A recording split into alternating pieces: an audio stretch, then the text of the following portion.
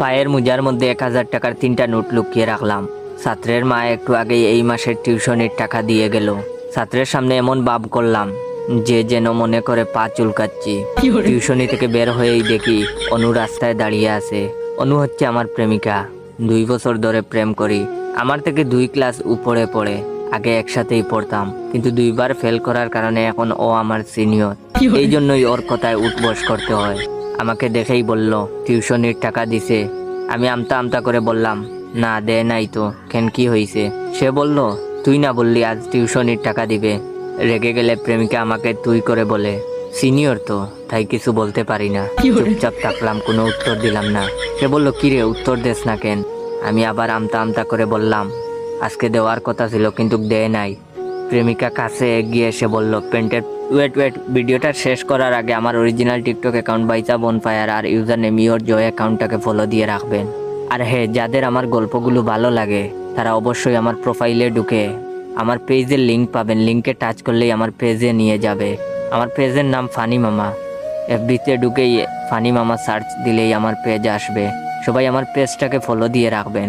পেজে regular video upload দেই বলে টিকটকে এখন ভিডিও কম দেই, তো তাড়াতাড়ি আমার পেজটাকে ফলো দিয়ে আসো। প্রেমিকা কাছে এগিয়ে এসে বলল প্যান্টের পকেট থেকে হাত বের কর, আমি চেক করে দেখব। আমি বাধ্য ছেলের মতো পকেট থেকে হাত বের করে থাকলাম। প্রেমিকা আমার পকেট আর মানিব্যাগ সব একটা একটা করে চেক করলো। শেষমেশ হাল ছেড়ে দিয়ে বলল ঠিক আছে, আর চেক করব না।